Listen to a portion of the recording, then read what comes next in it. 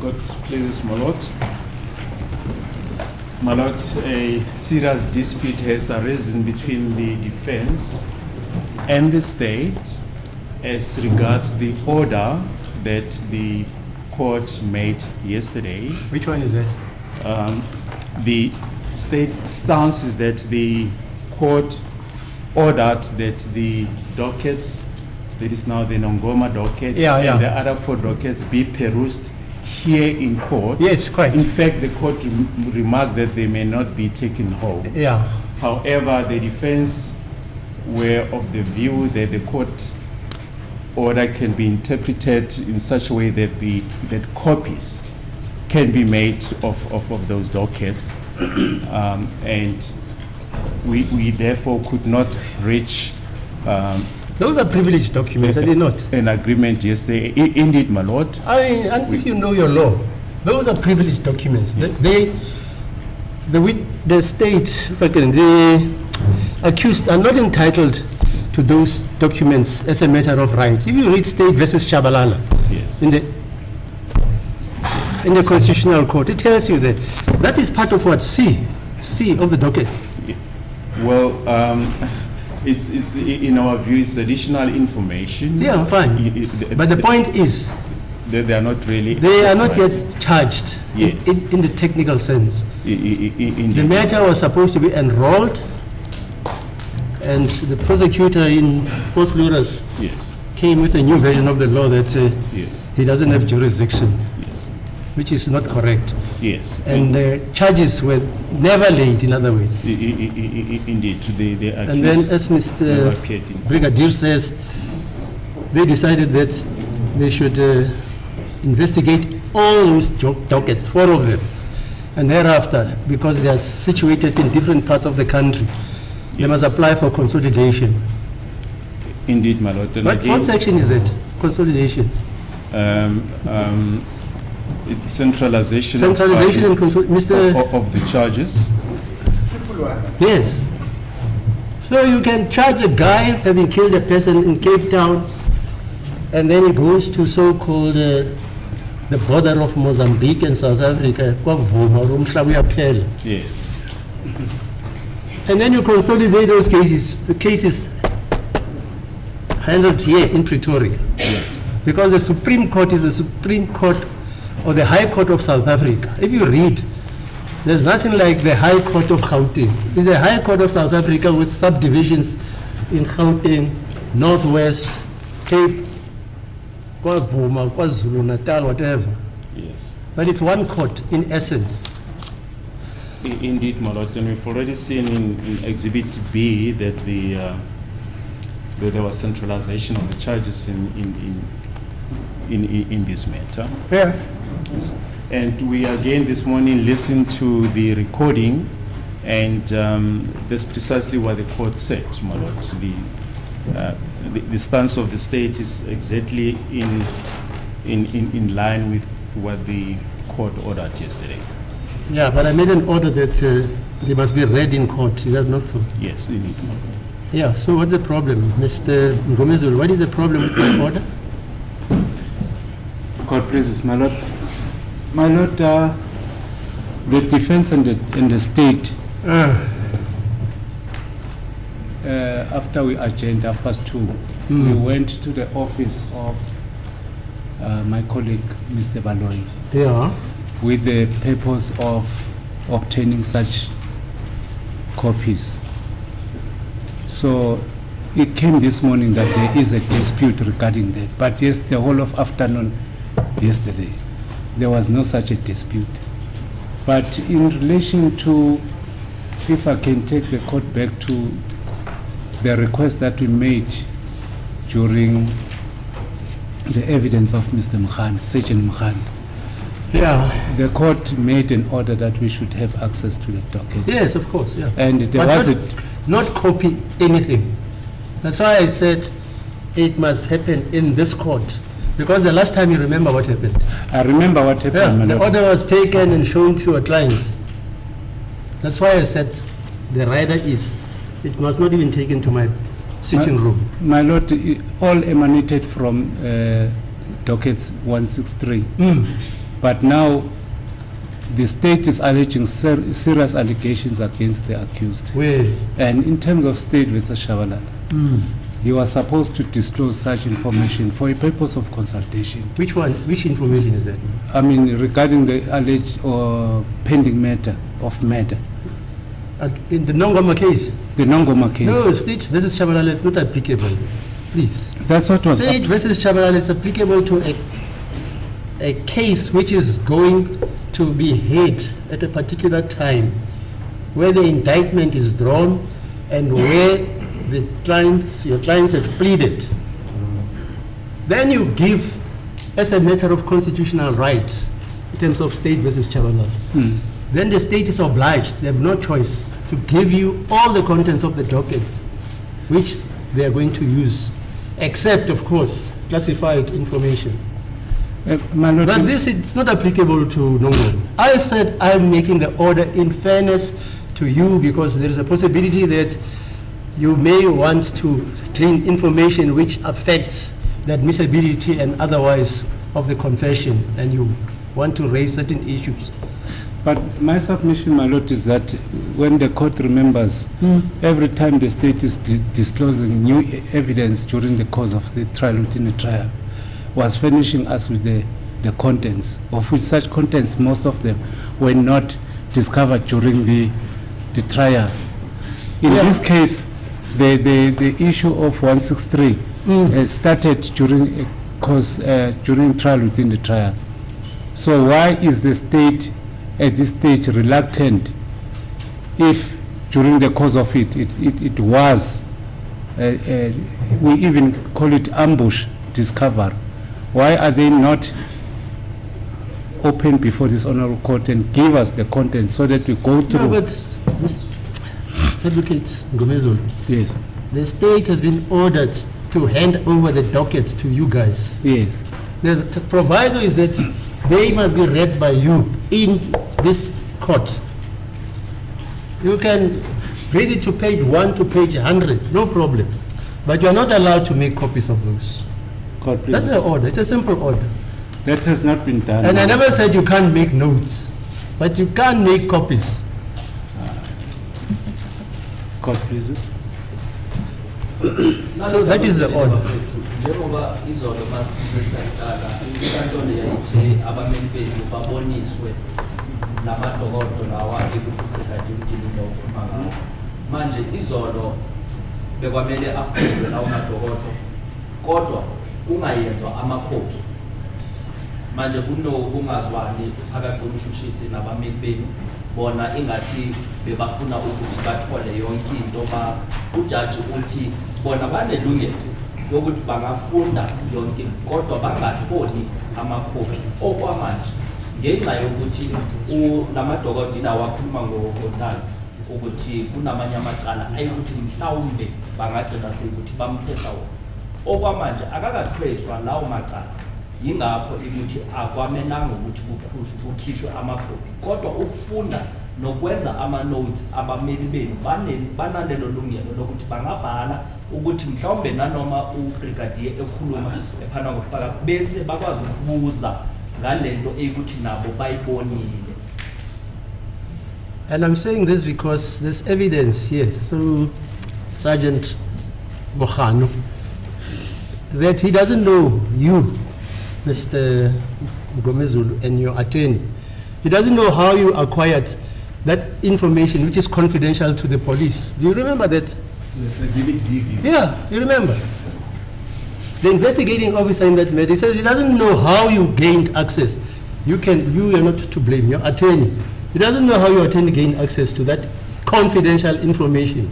It was not officially acquired because according to Mokhano, if it was, he has to authorize it.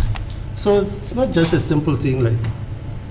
Ngoba inkantolo ikhulumisa nisakhumbula nyakenye kunelinye iphepha ekuthi liye laphuma nathi nani senibonile. Ithi inkosi yenkantolo uSergeant Mokhane uye wathi akazi ukuthi ubabu Ramsipili uyithole kanjani lawo maphepha ngaphambi kokuthi azokhishwa nakini, ngoba lawo maphepha lawo bekwamaphepha ekuthi avalelwe akwamelanga ukuthi abonwe yiwo umuntu. Yingakho nawo lawa inkosi yenkantolo ithi akwamelanga ukuthi kwenziwe amakhophi azobonwa yiwonke umuntu. Ingakho efuna ukuvikela lamadokodo. And if you remember, Mokhano said his job and deliberations are governed by the Official Secrets Act. Did he say that? I mean, he said that. That's why I'm making such an order. Remember, there's a... As the court praises, my lord, my lord will be given an opportunity to make our submissions also on this issue. Which one is it now? This issue of that you are dealing with the copies of docket. No, I've made an order, Ms. Mchololo. Dockets will be read in court. As the court praises. What submissions do you want to make? So have you read the dockets?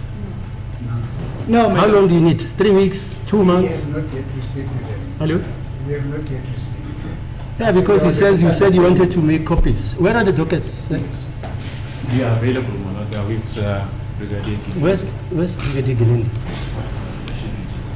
Hey, yeah. Lamadokodo abakwazanga ukufunda izono njengoba babalale impikiswano kodwa akhona akubrigadier naye angathi wakhipha ukuthi abameli bakwazi ukuwafunda.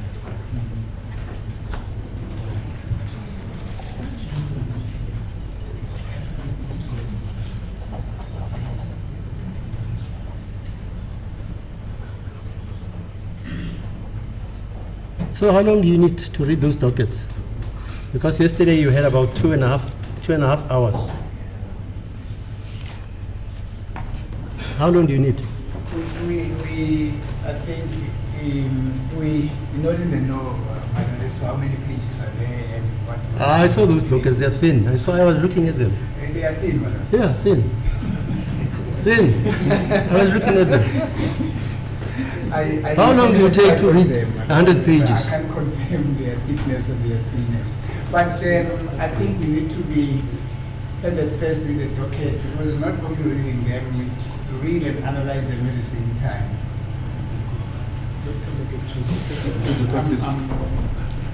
If I may 10 say, minutes break, madam, then we come back to the book and indicate how long can we take to peruse them. indeed, that was going to be the suggestion that we adjourn for 10 minutes. Then we assess the dockets and see how long. Where are the dockets? I want to see them.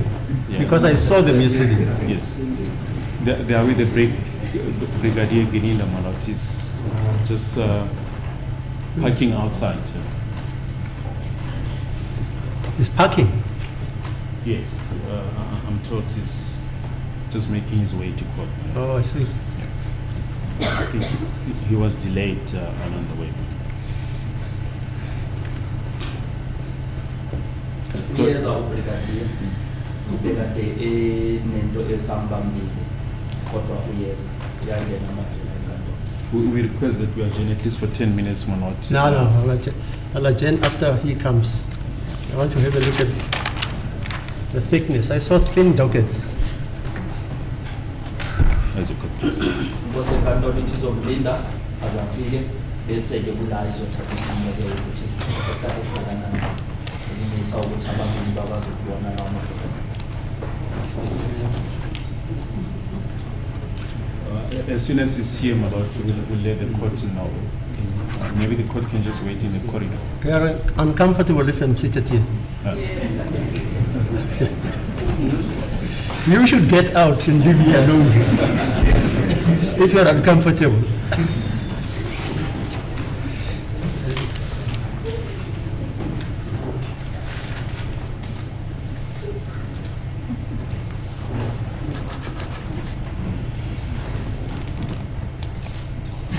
If you need the whole day, you'll get the whole day. But the proviso, as I say, is you read them here in the presence of the prosecutor.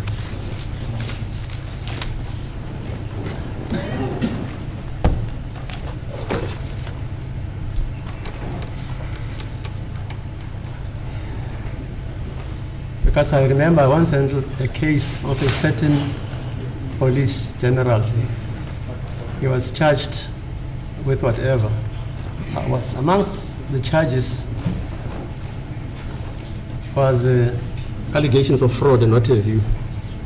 And what happened is they just used the Official Secrets Act to classify the documents.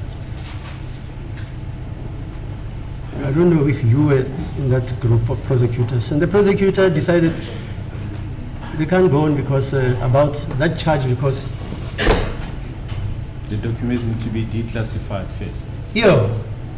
But who says the court can't do it? Because you've got to explain why you classify them. I'm charged with killing a person, then I classify the post-mortem report. That's how nonsensical sometimes the classification is being abused in this country. Are you aware of that? Yes, possibly. Somebody just classify There are such instances. the post-mortem report, and as a result you can't prove why this guy was, what is the reason for his death or her death. Yes. It's classified. Yes. Even the instance that the court alluded to of fraud, I mean, it's nothing secretive about No. documents that are in the docket. But most probably it relates to tender procedures, Yes, procurement procedures, and all those things. that's it. And those documents were classified. And the joke is, when another head of intelligence was appointed, he immediately declassified those documents, and the charges were reinstated.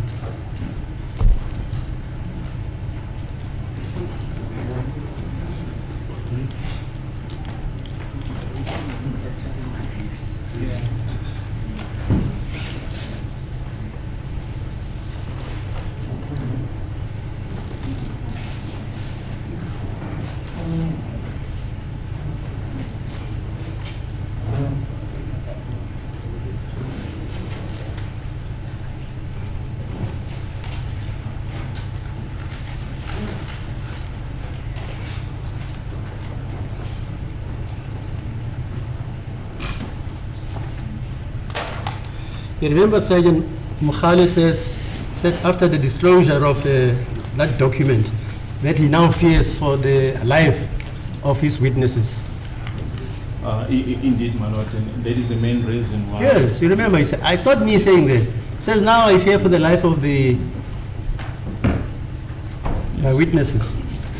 Yes. But you see, court officers are court officers before they are attorneys or advocates of their own clients. They take an oath to uphold the law and the constitution of the country. So if the case has not been fully investigated, they know the consequences. Yes. And then you have access to the docket.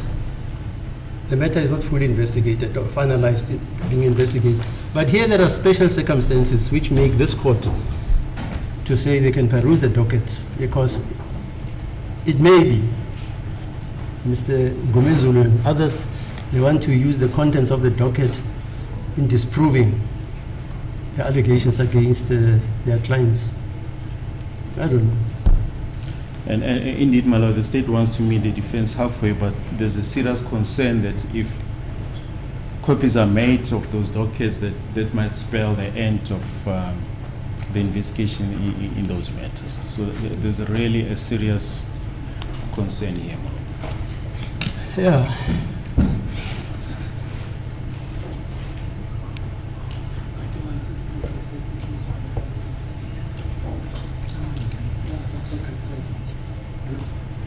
But under apartheid, I can tell you, the judges of old, they had so much power. They could ask, why do you want to use the docket, Mr. Gomezulu? And you say, hey. And then the judge reads the docket alone, not with you. Doesn't even make the docket available to you. And then he tells you, I've read the docket, this exigency we're dealing with, I don't think you need this information. There was no accountability then. Then the judge, he makes that ruling. That he doesn't think it's relevant. It's relevant. You can take him on review and appeal, fine. That's the reason for that doctrine. Sesanto Ratunelege's case at Ipselex. Yeah, if the reason of the law ceases to exist, the law must fall away. Hmm? So on the introduction of the Constitution, that that law had to fall away, not by privilege or by choice. Hmm? Yeah, no, I say the Yes. law has changed. That's correct. Yeah. But when we were practicing, the judge could even determine what evidence should be led in the interests of the security of the state.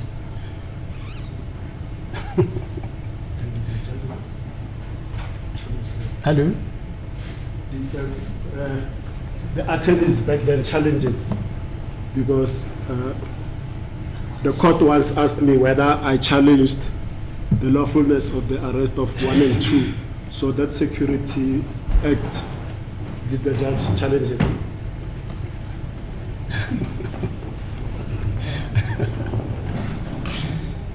Hey. Yeah, some of us try to challenge all those, but the judge, because the judges had such a wide discretion, they would listen to you, and after that make a ruling. But now you are entitled in terms of the Constitution to challenge anything and everything. Ningamangal madoda angitoliki ngoba inkantolo iyayixoxela nabantu. Yeah, umlevo lona.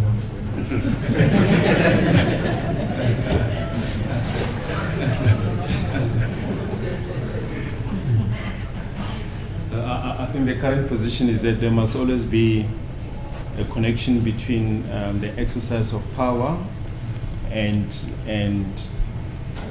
the rationale for for such exercise Yeah, right, of yeah. power. That So means there's that balancing Yeah. act currently. the Administrative Act, what's Act 60? What's the section? Yeah, There must be a rational basis for the decision which a judge takes, or any person who exercises public power. yes, Is that not the law? yes, indeed. Yeah, it must be based on rationality. And that was developed after the 1960, is it 60? No, sorry, 1966, the Constitution? The first 1996, yeah. 1996, so the first Yes. Constitution. Yes, Yeah, administrative law was developed then. yes. But before then, it was just difficult. Indeed, my lord. I wonder if we should not take the adjournment. I wonder what the hold up is. Okay, let's adjourn. You'll call me.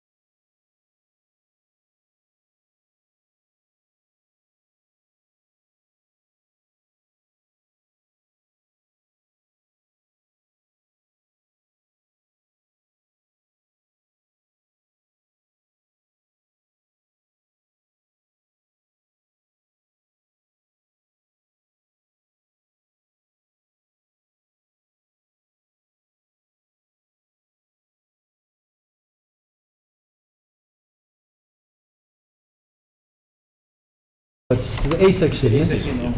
That's it. The B section you're not entitled to. Correct. Normally. That's correct. But this one also it's worse because it's not yet, the investigation is not yet It's finished. not done, correct. Yeah. Is that not so? That is correct, my lord. Actually, all of them. Yeah, fine. So it's a special dispensation this court has made for fairness. We've already checked the affidavits. In the one case docket, there are 18, the other there are 19, the other one 20, then 10. So all in all, it's about 67. 67 so pages. We're looking about 70, roughly 70 affidavits. Is that all? That is all, my lord. Uyachaza ke ubrigadier ukuthi akhona ama-affidavit alana umshushisi uphakama uthi bawabhekile uma bebandakanisa mhlawumbe wahlanganisa kungahle kube ama-affidavit angaba amashumi ayisikhombisa. Okay, let's adjourn until 2 o'clock. And then you can peruse those dockets, affidavits as they say. Manje sizomisa sizobuya ngehora lesibili bese ke kuyaqhutshwa. What's the time now? Is a good place. The time now? 10 to 11. So we've got 3 hours. 12, 1, 2. We reconvene at 2 o'clock.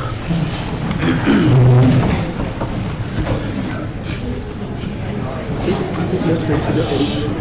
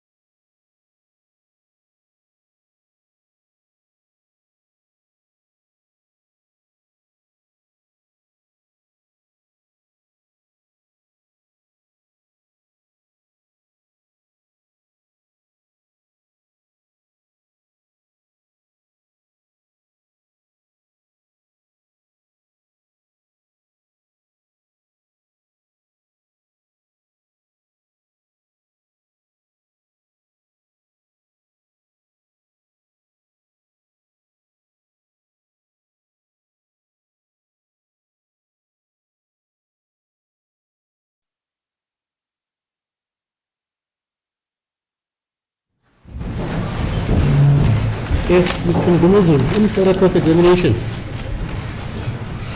Sorry, my lord. Any further cross-examination? Yes. Yes, continue. You're still under oath, Brigadier. Yes, my lord.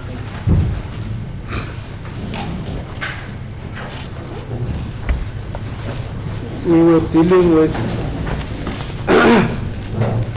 the arrest of accused number 2 on the 16th of June 2020 with the murder case of Kwanongo. So I have perused the docket 163/04/2018, and I have confirmed that Kuniselani Buthelezi was sentenced to life. Can you confirm that? Ubukade ukhuluma ngokuboshwa kukamangalelwa wesibini kulecala lika laseNongoma la ukuthi sengibonile ukuthi uqiniselani yena wakwedwa udilika jele iqiniso uthi yena.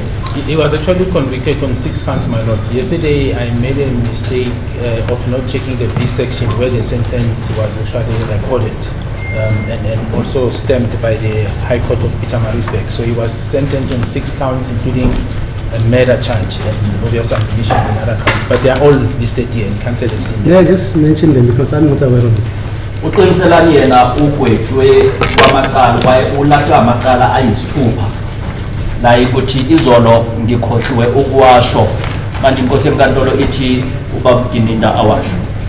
My lord, he was convicted on count 1, which is a count of murder, read with section 5(1) subsection 1 and part 1 of the schedule 2 of the Act 105 of 1967 and further read with section 258 of Act 51 of 1977, and on that sentence the accused is sentenced to undergo life imprisonment.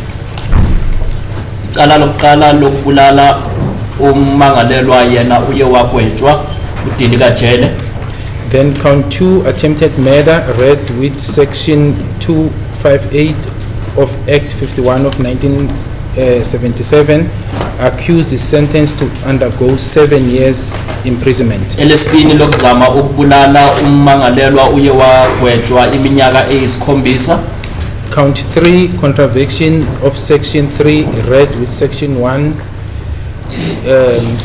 17, 18, 19, and 20 and 103 as well as 107, 120, bracket 1 subsection A, 121 read with schedule 4 and section 151 of the Firearms Control Act 60 of 2000 read with section 51 subsection 2 and part 2 of the schedule 2 of the Act of 105 of 1997 further read with section 250 of the Criminal Procedure Act 51 of 1997, unlawful possession of firearm.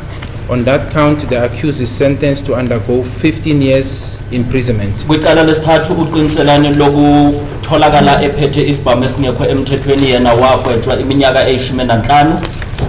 Count 4, contravention of section 90 read with section 1, section 102, section 117, section 120, subsection 1, paragraph A, section 121 read with schedule 4 and section 151 of the Firearms Control Act 60 of 2000 and further read with section 250 of Act 51 of 1977, possession of unlawful ammunition. The accused is sentenced to undergo 2 years imprisonment. Qiniselani kwicala lokuphatha inhlamvu ebezikade zingekho emthethweni uye wagwetshwa iminyaka emibili. On count 11, my lord, contravention of section 3 read with section 1, 17, 18, 19, 20, 103, 117, 120, subsection 1, paragraph A, 121, read with schedule 4 of section 151 of the Firearms Control Act 60 of 2000, read with section 5.1 subsection 2 and part 2 of schedule 2 of Act 105 of 1997, further read with section 250 of the Criminal Procedure Act 51 of 1977, unlawful possession of a firearm. The accused is sentenced to undergo 15 years imprisonment. And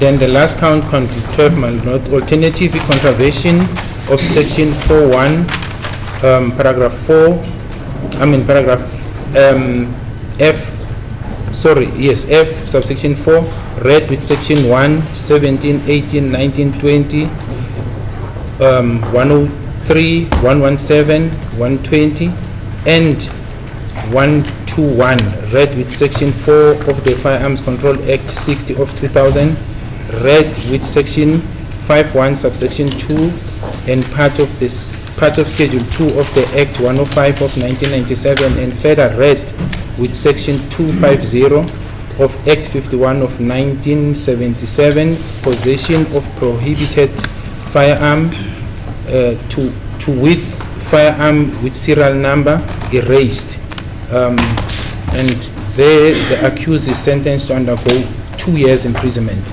That is the sentence. Wakwetwa iminyaka emibini ukuphatha isibhamu ebesikade singavunyelwanga, ubekade leso sibhamu amanombolo waso asuliwe, yena ukwetwe iminyaka emibini uqiniselana. So I just want to find out if the date in which this accused was sentenced. My lord, so according to the date of the but now this is not the original, it's the one that I had here. Oh yes, according to the stamp, my lord, from the Pietermaritzburg High Court, clerk of the court, my lord, it's 2022-03-23, so 2022 March the 25th. Ummangalelwa yena wakwetshwa ke nge-25 zika March ku-2022. Yes. So he was the only accused person in that matter, according to the information contained in the docket. I can only confirm that he was the only one convicted, my lord. I can't say if someone else was perhaps not acquitted, because I didn't attend that matter, my lord. It was not our matter. Uyena yedwa na ummangalelwa obekade ethweswe lamacala uthi Brigadier, mina ngingasho ngithi uyena yedwa obekade egwetshiwe, angazi ukuthi bakhona abanye ngoba mina angizange ngiye kulelo cala. All right.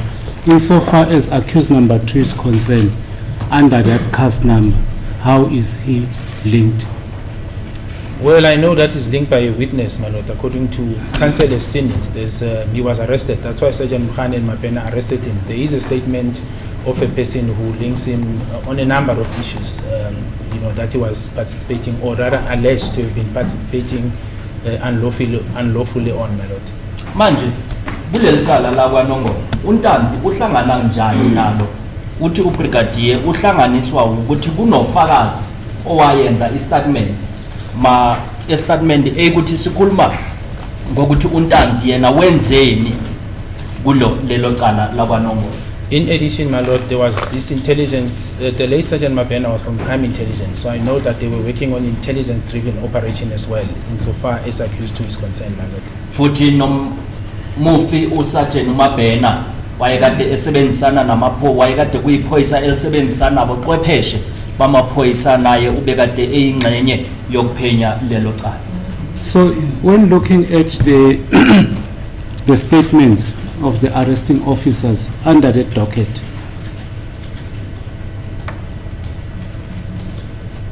it has been stated that the sentenced accused Buthelezi was arrested on a J50 warrant of arrest. Have you seen that? I've seen when I was basically perusing the docket, my lord, but like I said, this is not my matter. And the matter is assigned to Sergeant Bongani, and then in case it is investigated by other people. But yes, I've seen a statement that seems to talk to that, my lord. Ubonile na ukuthi uqiniselani Buthelezi yena ubekade eboshwe ngemva kokuthi kuye kwakhishwa noma kwatholwa incwadi egunyazwa ukuthi aboshwe. Uthi lokho ngikubonile kodwa akulona icala emina bengisebenza kulo. Kodwa ngibonile lento ewibuzayo. And I'm saying this, my lord, because I don't want to speculate or state certain things on those matters as a fact when I was not privy to. I can talk to 636 because I'm directly involved. Here, I just came with a docket because I was asked to. So I can assist the court as much as I can, my lord, but I can't commit on certain aspects that I'm really not 100% privy to.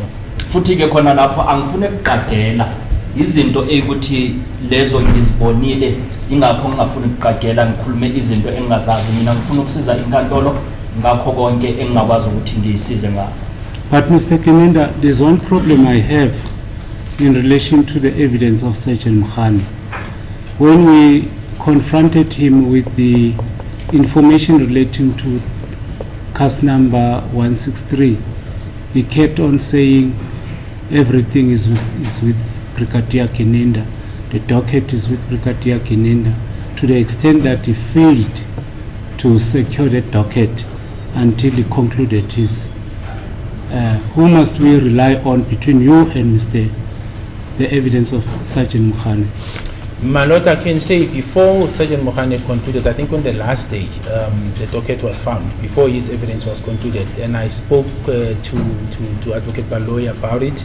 It is true, my lord, that he had difficulty in accessing where the docket was kept with other dockets in the safe. There was difficulty in terms of locating, because during that time, the person, if I recall, was in possession of that key, was not around. They've undergone investigation out of the province. That was the challenge, not that the docket was with me personally. No, it wasn't with me, my lord. Manje phakathi kwakho no Sergeant Mkhane sikholwe bani ngoba ngalesikhathi ela ubekade ethi akakwazi ukuthola idokodo ngoba likuwe.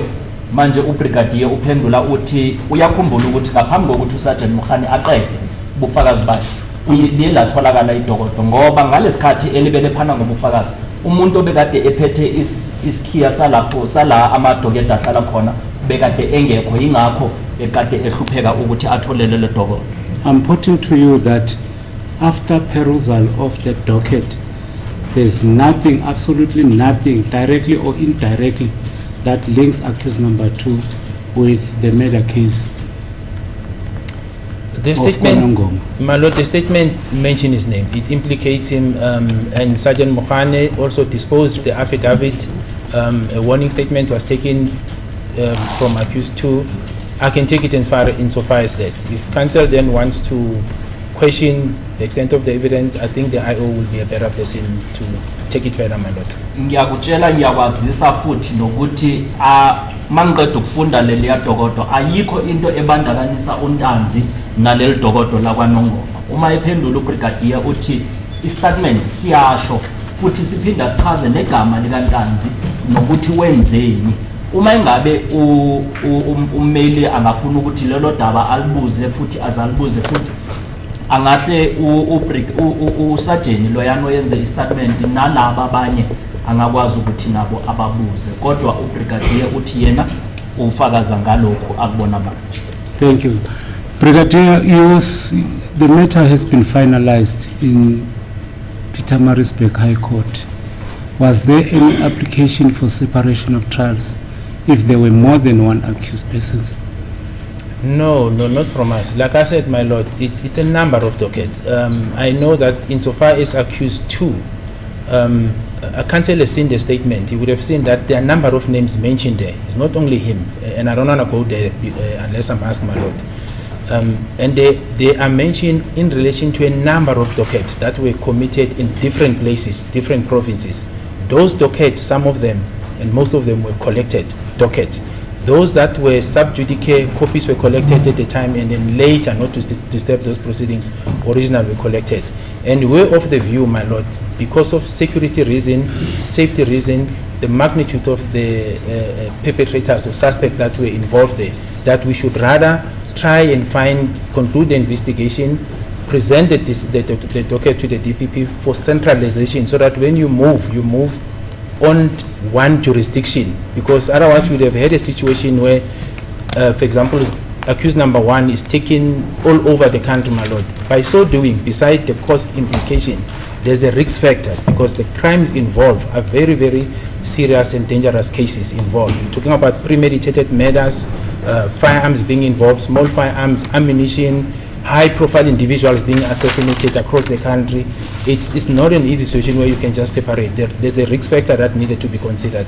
Manje-ke njengoba kunommangalelwa oyedwa oye wakwetshwa kuye kwaba mhlawumbe nesicelo sokuthi lamacala ahlukaniswe uthi ubrigadier cha ngoba leli icala ukuthi kunabantu abaningi ababandakanyekayo kulo leli cala akusuntanzi yedwa maningi amagama akhulunyiwe akafune kuwasho ngaphandle kokuthi inkosi yenkantolo ingathi awasho lawo magama ngoba abantu abaningi futhi amacala ambalwa noma amaningi ayekuthi ayenzekile eindaweni ezihlukile ingakho ukuthi akuzange kuthiwa lo muntu untanzi aze ahlanganiswe kuwo wonke lamacala ngoba bekwamele ukuthi asuswe endaweni kusuka kule ndawo aye kwenye indawo lokho kwamele kuvikelwe futhi abantu naye avikelwe ngoba kungamacala amaningi ahlanganisa ibhamu nezinhlamvu ukuthi zikhona kuwo lawo macala la. Mr.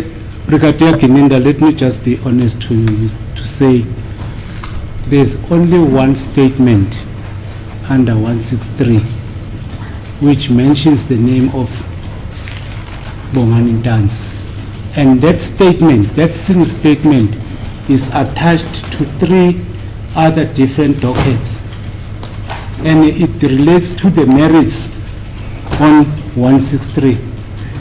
I'm not sure whether you made copies and attached to other dockets that does not relate with other cases, but the subject of what I'm concerned about is that there's only one statement by Simpiwe Buthelezi who only talks about something overhead. I don't agree. That's not my understanding of what the statement says, my lord. It's not something that he overheard. That's the first part. Then the second part, in that statement, he talks about various issues. He mentions issues of murder. He mentions issues of heat in the taxi-related environment. He mentions issues of firearms. And that is why those statements, and in the warning statement, my lord, when accused 2 was questioned, he was questioned in relation to different cases. Those cases are mentioned in the warning statement. Counsel have seen them.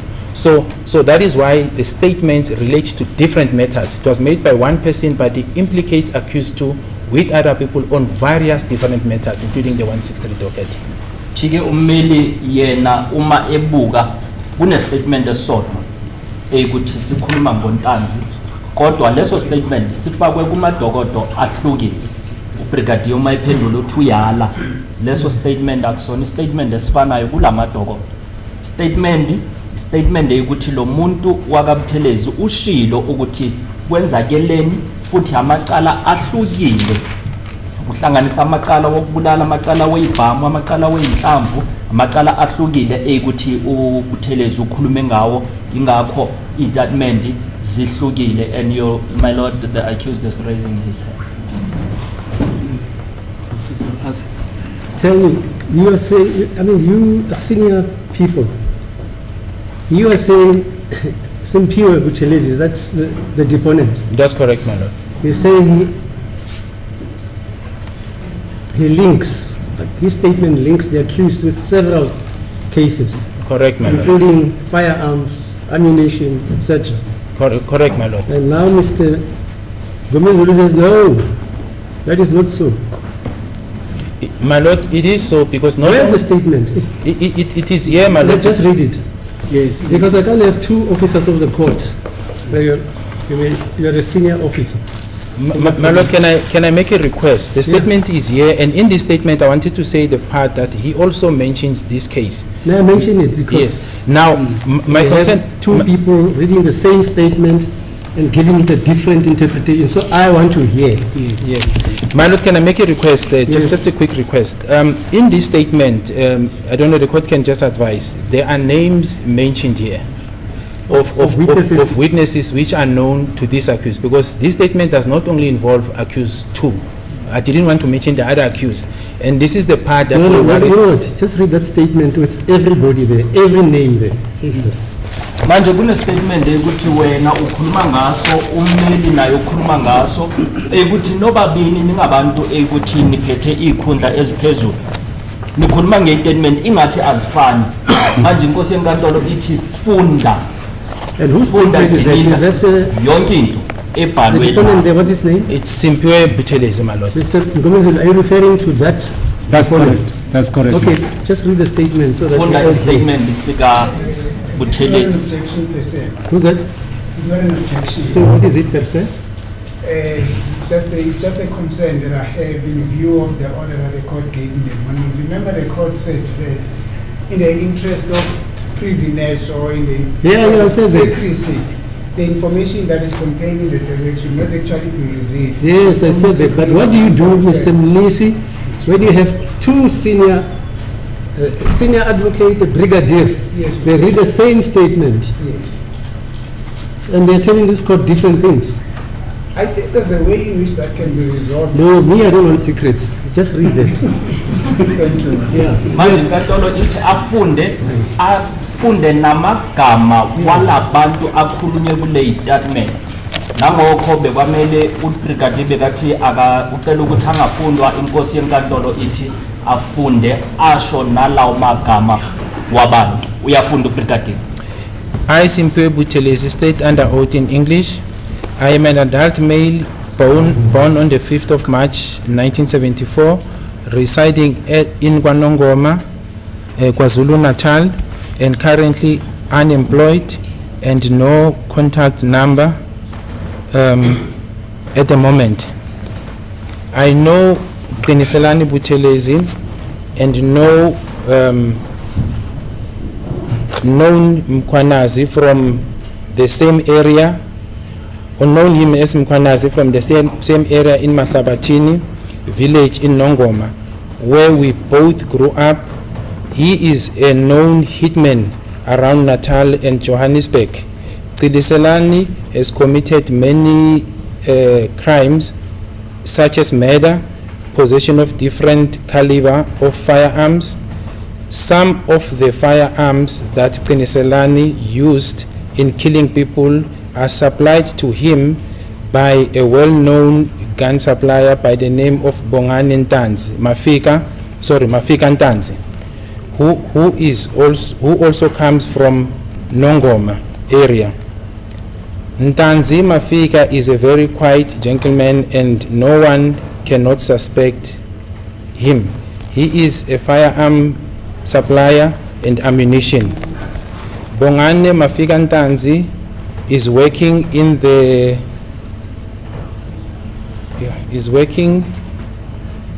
TA6 MT Carltonville, where he is operating from together. My lord, I'm struggling, so I'll try to read, make sense of what I'm reading. From together with brother, operating from together, I can't see, operating together with Basotho nationals. He's working together and operating with Basotho national. They supply the hitmen and others kind of firearms and ammunition around the country, and somehow here the firearms or sometimes hire firearms to hitmen. Qiniselani Buthelezi is a very connected person, and some of his case are thrown out of court when he is arrested. Qiniselani, who sometimes hire people to help with bribe the police and the prosecutors and etc. and then the magistrate, and he even bragged that around November 2012 he kept I can't say this much, but he kept possession of, or he was found in possession of an AK-47 and ammunition, and was the court will bear with me. It's handwriting issue.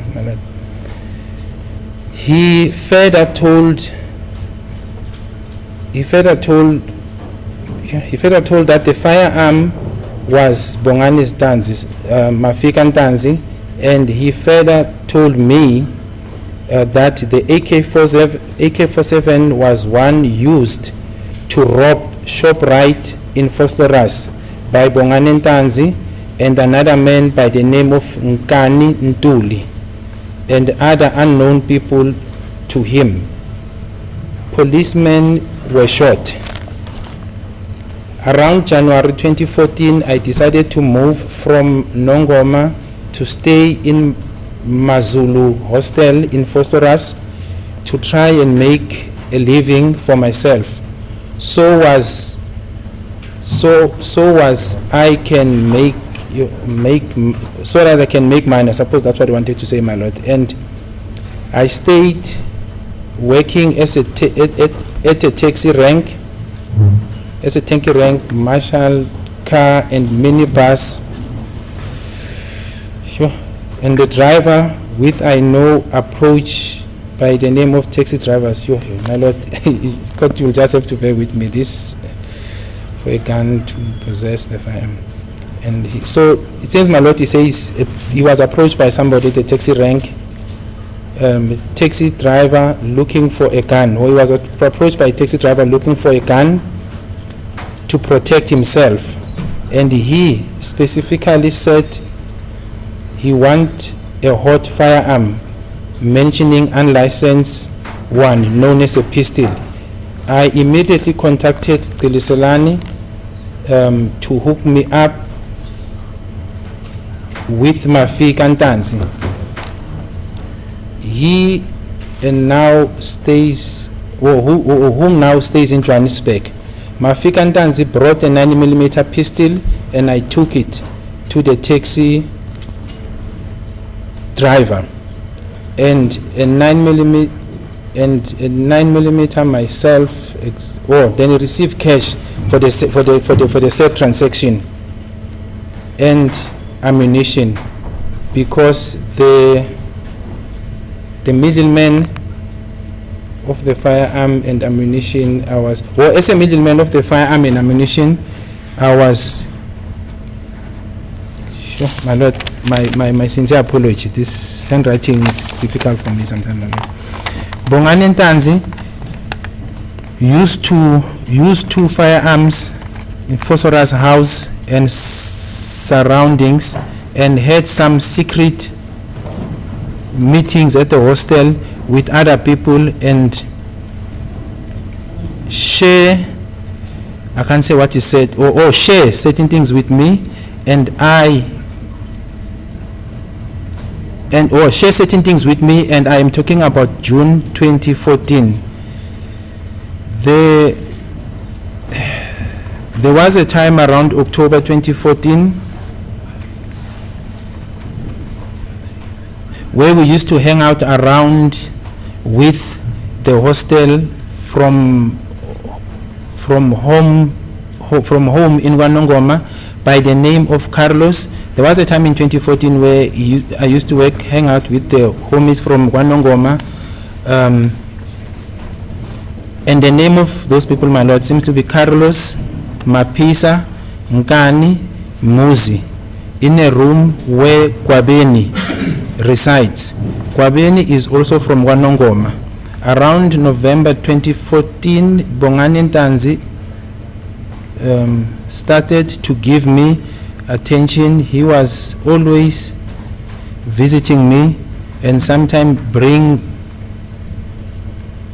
firearm to see to people, to show to people. I also noticed that he was not the same Bongani I know.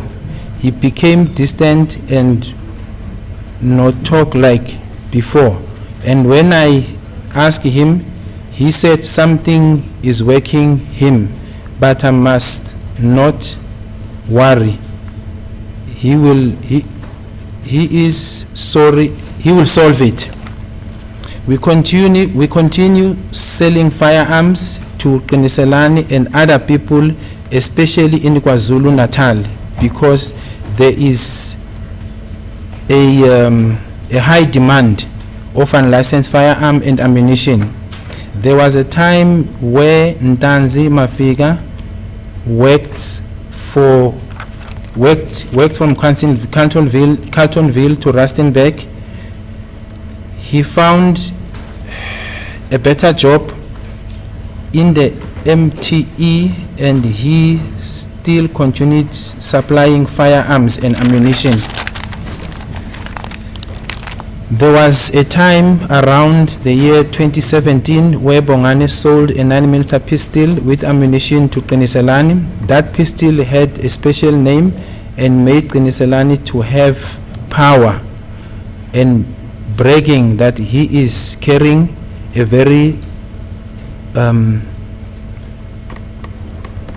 Payson, I don't know what it means, my lord, Payson pistol with a special hand, something special handmade, my love, and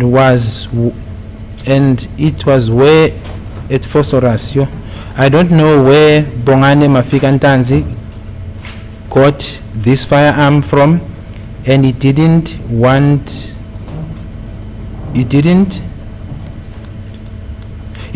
to show me his supplier.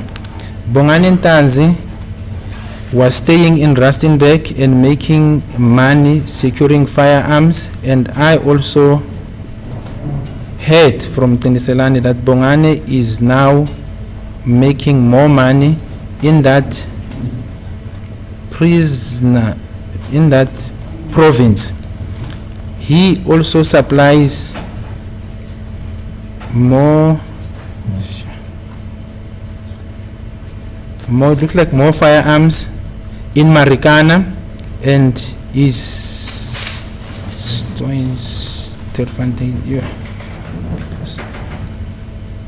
understanding where I am involved. Bongani Mafika Ntanzi invited me to visit him in Rustenburg at Pukeng, and he told court will bear with me, my lord, the handwriting of the person who took the statement is just a bit difficult, where he kept there and overheard him talking on the phone with Mapisa, or invited me to visit him in Carltonville in Rustenburg, where I overheard him talking on the phone with Mapisa that they did a good job by killing a union member in Marikana. And Mapisa must make sure that Kwabeni pay them the money, because he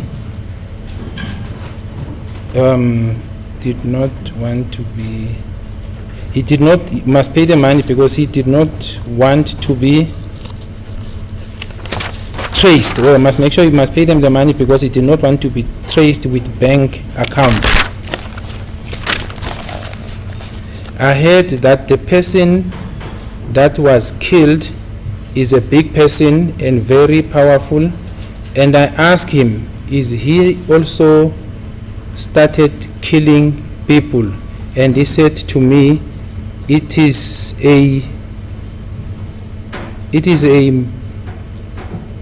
a man's job that he had to do because he need money to make a better living, and I warned him about it. Bongani used to keep small quantity of firearm and ammunition in his room to set or secure rear out further in the confrontation, and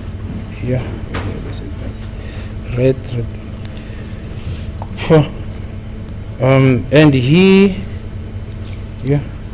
roof. He used to keep firearms in his room, and the roof of his room, in a bag, a cover, and then a blanket. I used to move around Nongoma and Phosphorus, pointing some job selling firearms for me and Bongani Ntanzi and Qiniselani, and was our customer, because by now and then a higher price. Qiniselani, sometimes he knew the firearm. He used the firearms to kill people, and I discovered that Qiniselani had a lot of cases which is being arrested or investigated for killing people. Around June 2020, I went to Phosphorus and had Muzi Sibia and his girlfriend. Muzi Sibia had serious, I don't know, his girlfriend regarding hit his girlfriend regarding the Senzo Meyiwa case, and attempted his father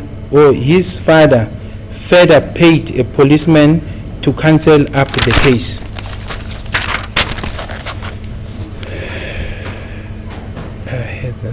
I also heard that Bongani Ntanzi, Mapisa, Carlos Nkani, Ntuli are involved in the murder of Senzo Meyiwa.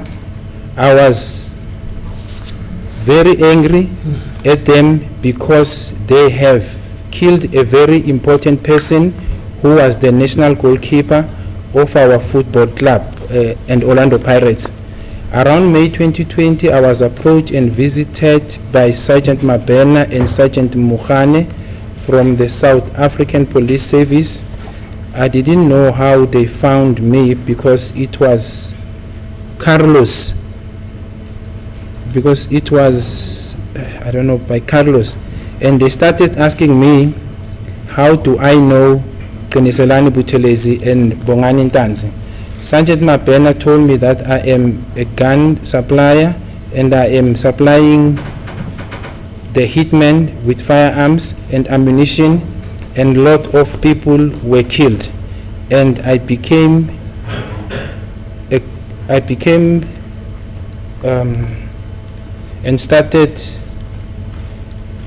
concerned and started shivering. I then cooperated with the police and told them what I know about Qiniselani, Bongani Ntanzi. I told that I heard that Qiniselani is arrested in Nongoma, and they asked me my gun involvement with Ntanzi, and explained that I was a middleman. My gun dealings with Ntanzi, and I explained that I was a middleman, just making money for myself. I voluntarily decided to work with the police to trace Bongani Ntanzi in Rustenburg. On the 16th of June 2020, I took the police to Pukeng and showed them a place where Bongani Ntanzi is staying. I also positively pointed him, or positively, I think it's identified him or pointed him, my lord, to Sergeant Mabena and Sergeant Mukhane. Bongani was working at the time because of COVID-19. I am prepared to take the police to meet the witnesses that are also threatened by Ntanzi, Mapisa, Carlos Ntuli, and Qiniselani. And their further names are Joseph Dambo, Fuzile Bali, Ntando Kumalo, Tepo Mukwena, Nontobeko Sitole, Dikeledi, Sirape and John Siyoka. I know and understand the contents, so that's basically the oath, my lord, and then it was signed and commissioned by Sergeant Mohane on 2020 June the 16th at 1400 hours. Isona ke leso statement sakhe. My apologies, my lord, the handwriting, I was really struggling, my lord. Isona statement sakhe Simphiwe Buthelezi ukuthi ngiyathemba ukuthi nisizwile side kodwa uma ngisiqaphuna yena uthi uNtanzi bekade kuumuntu ophana ngeibhamu onika inkabi ukuthi zishaye abantu abahlukahlukene futhi ukhuluma namagama wabantu ukuthi obani labo bantu ukuthi uNtanzi wayekade banika ibhamu naye uke kwaba nesikhathi esebenza erank la ukuthi baye bamcela ukuthi kudingeka isibhamu esithize waxhumana noNtanzi wamnika sona leso sibhamu wakhokhelwa futhi kunomunye umuntu oyekuthi uye wasebenzisa isibhamu ebesinamandla kakhulu lo muntu wayekade hamba eqhoma yonke indawo ukuthi yena ushaya ngesinye isibhamu esingeke sivinjwe futhi ukhuluma ngalolu daba lika lecala lika Senzo Meyiwa ukuthi uNtanzi noSibiya kuke kwakhulunywa ubaba kaSibiya naye ingathi uke wakhokhela amaphoyisa ukuthi azame ukucisha leli cala la ukuthi uma uqhubeka uthi yena uye wahambisa amaphoyisa uMabhena noMkhane wabayisa ephukeni labe uNtanzi ehlala khona wafika naye wakhomba uNtanzi ngaleso sikhathi uNtanzi wayekade esebenza ngaleso Northwest la ukuthi ubekade esebenza emayini futhi uyaqhubeka uthi uNtanzi ubekade emnika ezinye ibhamu ubekade engazi yena ukuthi uNtanzi uzithatha phi ithemakezwa uma kukhulunywa ukhuluma amagama wenu nobahlanu madoda uthi ithemakezwa ukuthi nina nani ingxenye yalokubulalwa kuka Robert Senzo Meyiwa uthi wanithuthelela kakhulu ngoba nina nanikade nibulele unozinti wezwe futhi neOrlando Pirates uthi ke yena ke uzimisela ukuthi uyazwisisa yonke into ayibhalile futhi uyazimisela nokuthi angafunga. Thank you, my lord. I just summarized the statement. Yes, I've listened to the statement. That's correct. Yes, Mr. Buthelezi. I mean, Mr. Mgomezulu. Any other questions? Yes. Do you know that this Simphiwe Buthelezi died in 2022? Yes, I've heard, my lord. He was also a witness. Subsequent to this information, I also pursued him, because he mentioned issues in relation to this matter, and followed up with him, and he gave us a statement, which is in this docket 636, which is disclosed to the defense, and he does make implications of the other accused in that statement. So I am aware that he died subsequent to that, my lord. Uyazi ukuthi uSimphiwe Buthelezi lo wale statement yena washona ngo2022 uthi yebo ngiyazi ngoba ngaya nakuye bengade ngifuna ngiphenya ngazo lezi document azenzile ngoba wayekade ekhuluma ngezinto ezibucayi kakhulu ingakho ngiye ngaya kuye ngifuna olunye ulwazi ngiyazi ukuthi ngempela yena washo. But the other witnesses are still alive, my lord. Kodwa abanye abofakazi bona basaphila. All right. Regarding docket 163, we talk about murder in Kwanongo. According to that statement, I'm not talking about the truthfulness of what is there. It talks about a murder in Marikana. There's no mention of murder in Kwanongo. Do you agree? No, it says that the man was involved in killing people all Yes. over. It says that. And so when the police, the investigators, they were plotting these matters because he made one statement, made various of different cases. Even then the Marikana matter, he didn't say this is the person. He gave like a prognosis of the things. Then we analyzed and got to a specific docket where indeed a high profile person was found who was a union member who was assassinated. That's how we got to that docket. So even the murder that is referring to, he gives a direction of where the murder occurred. We dissected sort of that statement and we were able to identify those dockets and pull them one by one. So yes, if the question is, he didn't say at this specific place this person was killed is not saying, but it is clear if you read the statement that people were killed, firearms were used, and indeed, Mr. Buthelezi was convicted for murder, and there's firearms also involved. Ubonile na kule statement osanda kusifunda ukuthi uButhelezi uthe kubulawe umuntu eMarikana akakhulumanga ngokubulawa komuntu wase Nongo uthi yebo kodwa kulesi statement ushilo ukuthi kubulawe abantu endaweni ezihlukile ingakho nathi besikade siphenya kulezi indawo ezihlukile akusukuthi bekwamele siphenye kuphela kuleli yacala lasePhukeni ngoba ukhulume ngeindawo ezihlukile futhi naye uqiniselana Buthelezi uye wagwetshwa egwetshwa ngecala ekuthi belikade kukhulunywe ngalo kuso lesi statement. And my lord, I can say the essence of this statement is that there was, I believe, a reason for Sergeant Mokhane to make a move on accused number 2 on the 16th. That is really the essence of the basis of why they approach him. A lot of things were said there, and I can tell this court, if I have to reveal the dockets that actually we had to pursue or come to know about based on this information, others that we've got, it's more than 30, my lord. And it's serious Dockets matters. of murder. Murder, attempted murder, firearms, it's a lot, my lord, that came. It's a lot. I can tell this court without, it's a lot.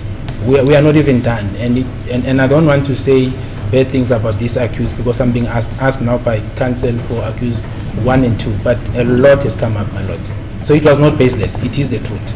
Manje ke ukuthi uMokhane aye ayofunana noNtanzi uthi kwasasikhona isizathu ngoba nqaba yamacala ayikuthi sisawaphenya amanye seqediwe ukuphenya ngawo amanye asaphenywa namacala uthi uma engathi nje ukwabala angaba lapha ko30 uthi akafune ukubonakala ingathi umuntu okhuluma uNtanzi kabi kodwa amacala amaningi amanye ahlanganisa ukubulalwa kwabantu amanye ahlanganisa ibhamu nezinhlamvu ezingekho emthethweni.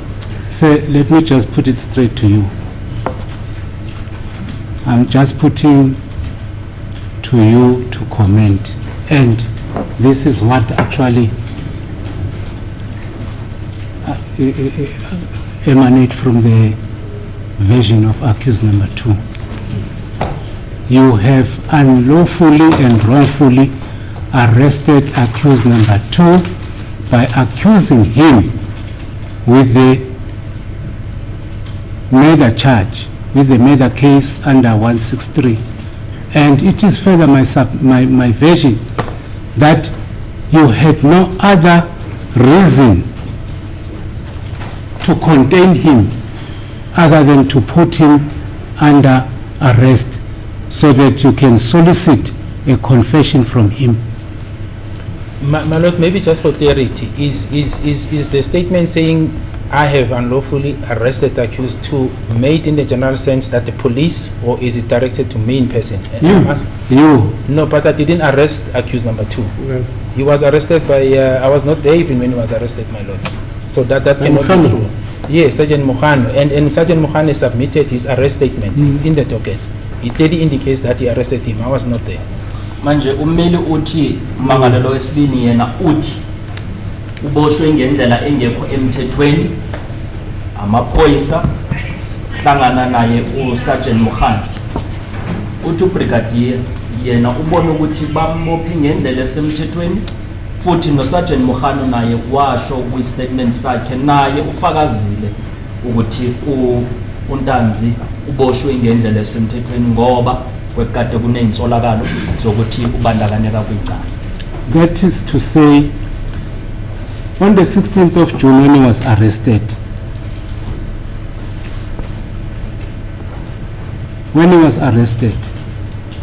the following day, the 17th, he was interrogated about the death of Senzo Meyiwa, not about the Nongoma case.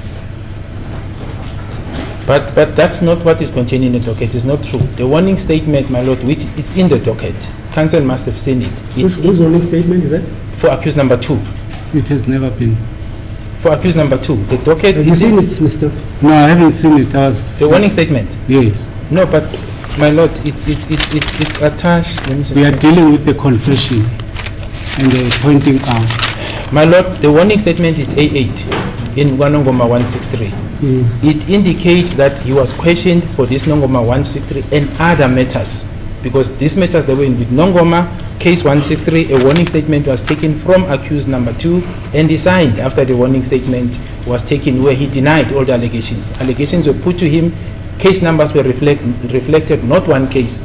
This Marikana case was mentioned, the robbery case was mentioned to him as articulated by this Mpiwe and Sergeant Mokhane, and they were put to him. He signed where he says he denies all the allegations.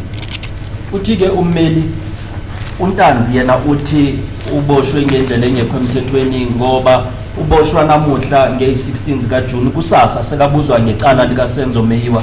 Ubrigadier uthi cha, lokho akwenzwakalanga kanjalo, ubuzwe ngamacala ahlukile, futhi nakwi-statement la ngalesikhathi ecebiswa uye watshelwa uNtanzi. Ummeli uthi akasibonanga leso statement, kodwa ubrigadier uthi sikhona la singubufakazi buka AA la ukuthi uNtanzi wayekade ebuzwa ngama case number ahlukile, amacala ahlukile, futhi nokuthi kwenzakeleni. uNtanzi elibele ephika, kodwa ugcine seyikuthi uyasayina kuso leso statement. Furthermore, my Lord, A5 of this docket, this portion that the court asked counsel to look at, A5, it's a notice of right, 14A, where this case 163 is written. It was made to accused to by Sergeant Mokhane, and it states clearly it's a murder charge. He was given this notice of rights and signed, and Sergeant Mokhane signed. Futhi la kunencwadi eyikuthi ikubufakazi A5 la ukuthi ikhuluma ngecala lemeda, kukhulunywa ngalo lelicala le163 la ukuthi uSergeant Mokhane usayinile, nawe Ntanzi usayinile khona la. I think you fail to understand what I was saying. When he was arrested on the 16th of June 2020, he was arrested under the charge of murder, case number 16304/2018. That's what I was saying. I did not dispute that. But what I'm putting to you is that you use that docket to secure Ntanzi for the purpose of obtaining a confession from him. No. Number 2, to add on that, there's a docket 534/06/2020 for Sloras. I just want to know as well on that aspect, was Ntanzi charged and was he brought to court? Was that docket registered with the Sloras police station? I'm not sure what docket is that, my Lord, but it's that Phosphorus 534. I'll have to be Which told. docket is that now? The one 534, which? What is the for charge? possession, my lord. Possession of firearm, No, for possession of drugs. drugs. That's what Mokhane told this court. So, you're putting it to him that Yes, he used even the case of drugs that's correct. to get a confession. Yes, I'll make a follow up Fine. on that. To get a confession, fine. Yes. When was this docket of drugs opened? Do you know, Sergeant? My Lord, I don't know. Sergeant, When was this not my opened? docket. Gumezulu? According to Sergeant Mokhane, the docket was open in Phosphorus. Yeah, on which date? Because you're linking it to a confession. I just want to know Yes, how related. yes. Uthi ubrigadier lelicala lasePhosphorus leyidakamizwa yena akalazi ngoba akulona icala eyena asebenza kulo, kodwa kuthiwa uSergeant Mokhane ukhulume ngalo. May I remind the court that when we requested to see the dockets, both 534/06/2020 and 163, they were not provided to the defense. Yeah, but you can approach your client. Was he ever arrested under case number 534 in connection with drugs? That's what is And did he denying. appear in court? When did he appear in court? Because never I want to, appeared. just listen to me. Yes, You are the one who are linking that docket of dealing in drugs. And you're saying this witness, Brigadier Gininda, used it as a pressure to obtain a confession from your client. Is that not what you're that saying? is so. So that's why I want to know when was the docket opened? Here's your client. When was he arrested at least? May I Yes, approach please. him? I'm approaching. manje inkosi enkantolo ithi ummeli Let me azobuza approach. ukuthi uye waboshwa nini kuleli cala leyidakamizwa lase-Phosphorus.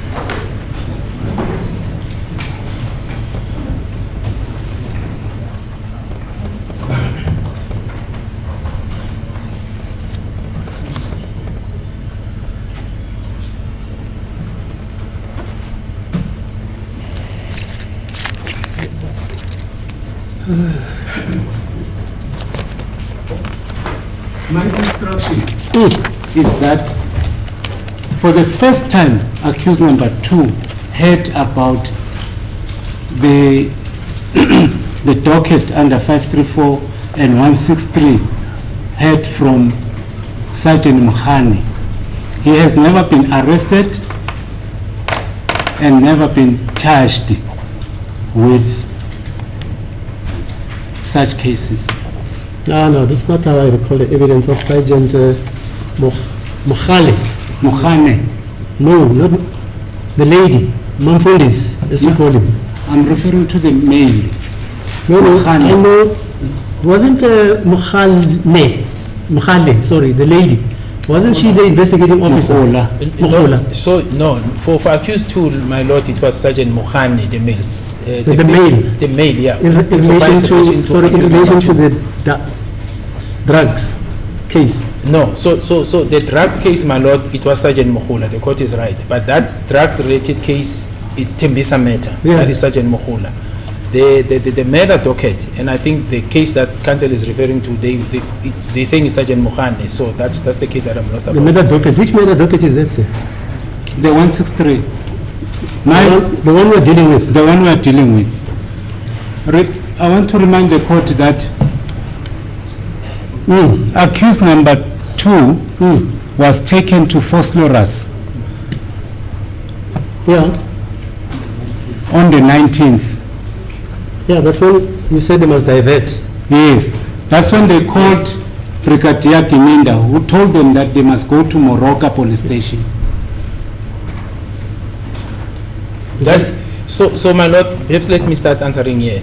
It is. I think the question was that they were never arrested. That's what counsel said. He said they were never arrested. I mean, accused 2 was never arrested for 163 and this drug dealing offense. Yeah, my that's- response, my lord, insofar as 163, because I don't have the contents of the other docket that is referring to.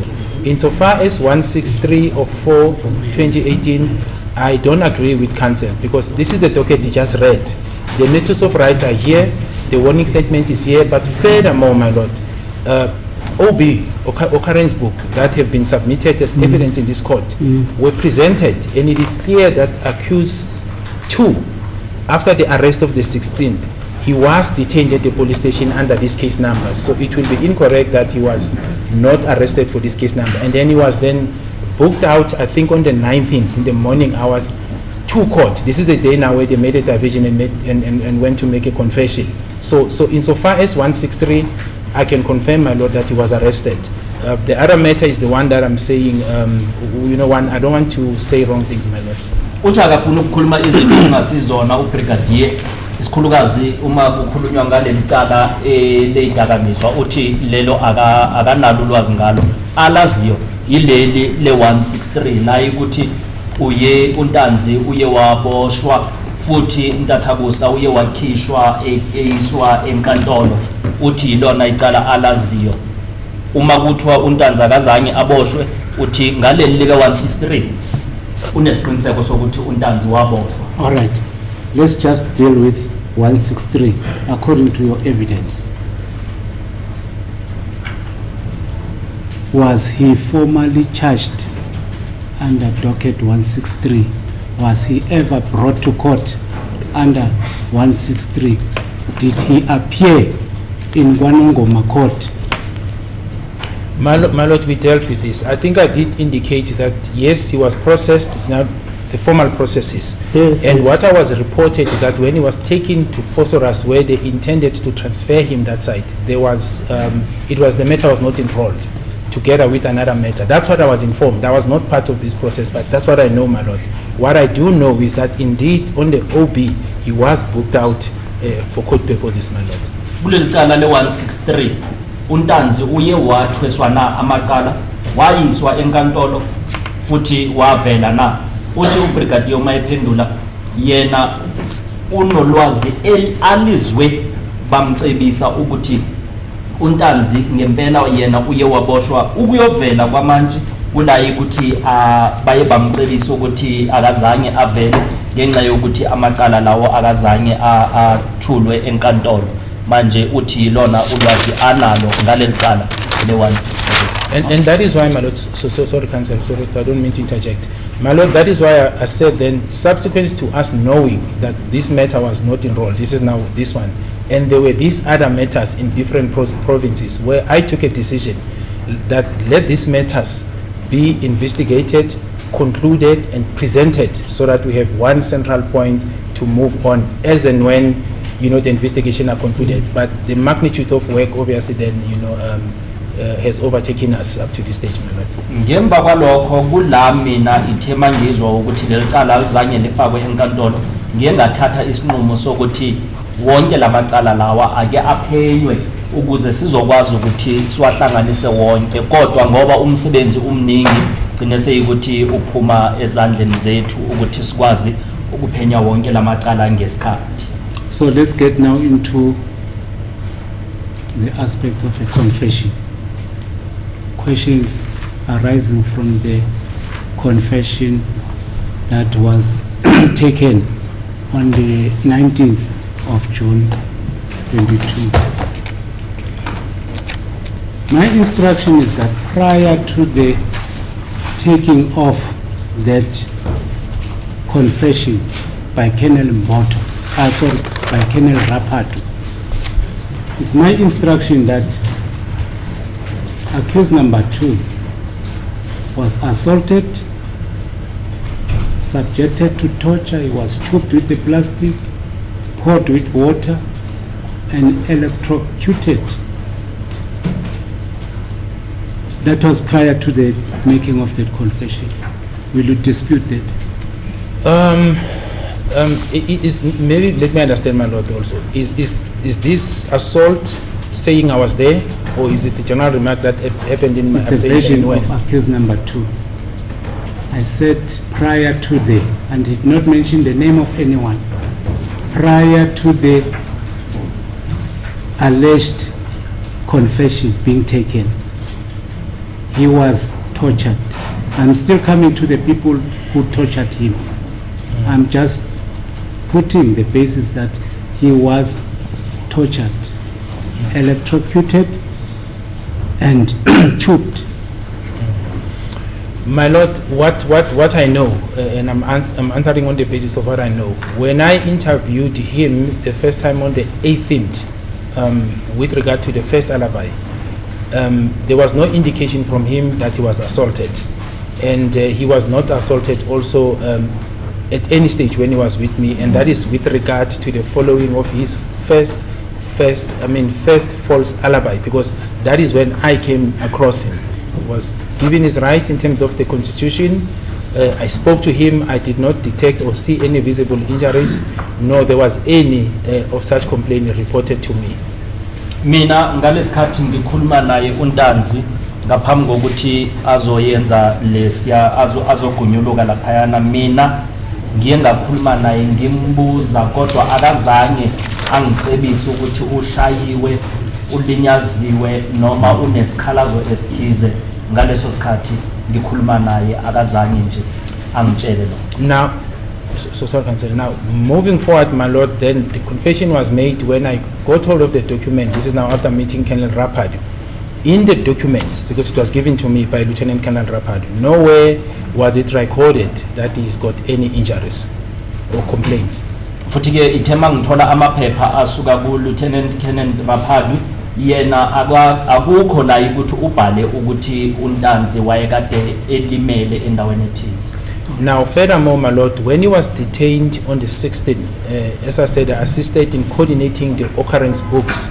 Nowhere on the detention office, just after his arrest, Also, when he was booked in and out on the 17th, the 18th, and 19th, leading to the confession, as well as after, we came back from Pukeng, where the docket of ammunition was registered.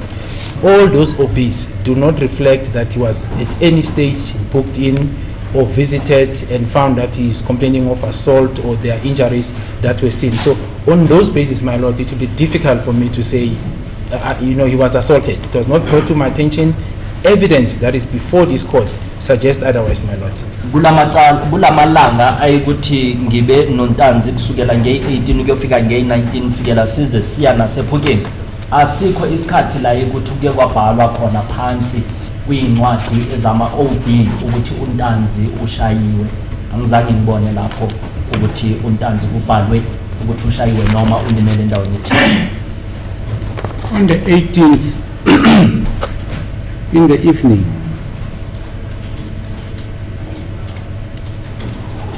it's my version that Ntanzi was assaulted near an engine garage by Mapena, Jonathan, Butelezi, Mapumulo, and yes, it was next to an engine garage in Albertine.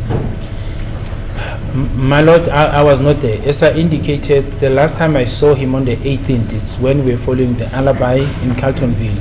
From there, we parted ways. So I will not, I was not there.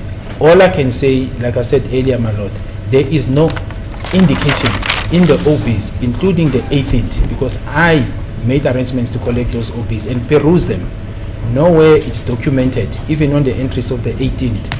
I think he went back to the detention cells in the morning hours of the 19th, my lord, that he was booked in with injuries and subsequently booked out to court with injuries, or further when he went back, I think, to the police station next to Jamestown, Primrose, as well as Pukeng.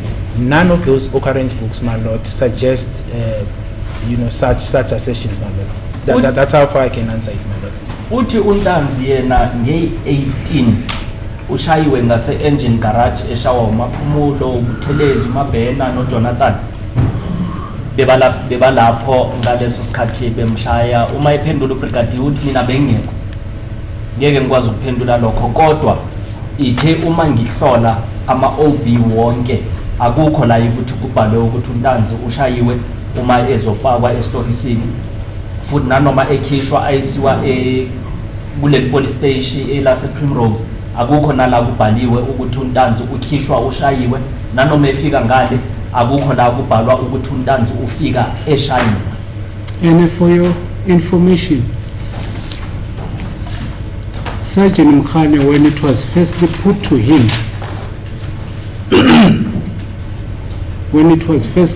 him, during cross-examination, that Ntanzi was assaulted next to an engine garage by the persons that I've mentioned, he denied having been next to an engine garage, and he denied the assault. That's what Mkhane said. Firstly denied, but now getting into the AVL shows that there was a stop at engine garage in Albert, and he further confirmed that after he saw that the AVL shows the location of the vehicle at that time. Yeah, my lord, no, I hear what counsel is saying, but it's I don't know what to say. I was not here when Sergeant Mkhane testified. I was not there. I don't know how could I assist in that.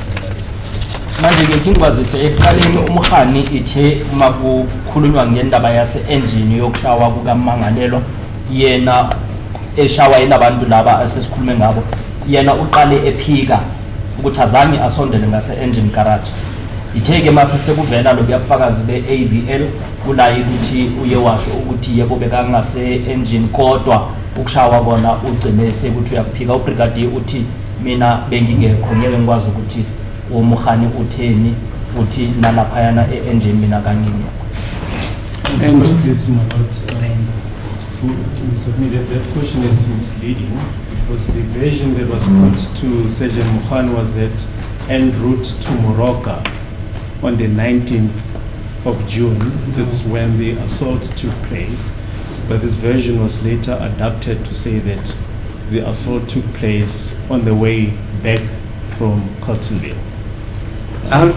I'll differ with what my colleague is submitting. I'll make reference to the records. And the reason why my colleague is raising with this objection is because they knew and deliberately so omitted the location of that motor vehicle on the 18th on the reasons that they knew that it was an evidence that corroborated the version of accused number 2. I will submit with due respect that there is no such objection or statement made by Sergeant Mukhane. What is understood is that Sergeant Mukhane initially denied having taken accused number 2 next to an engine garage in the presence of Jonathan, Mapumulo, Buteles and the rest. And further, it has been denied by all these witnesses.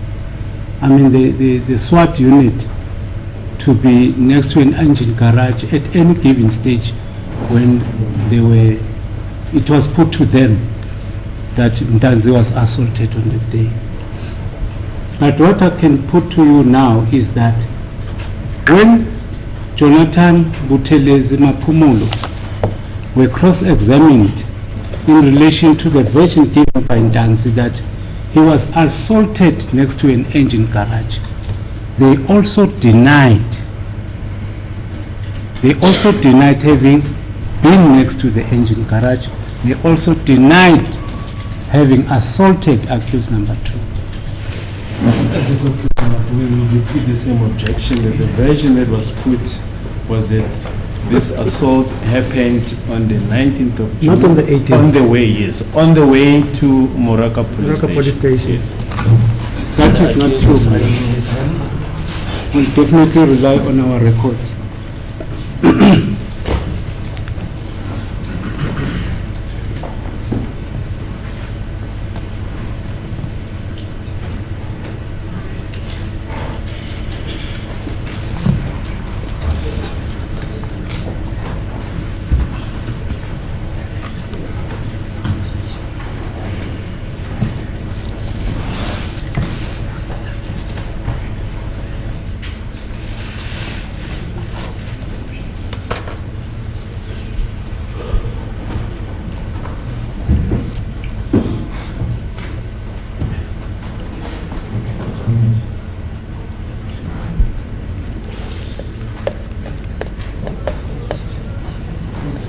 That's the vision.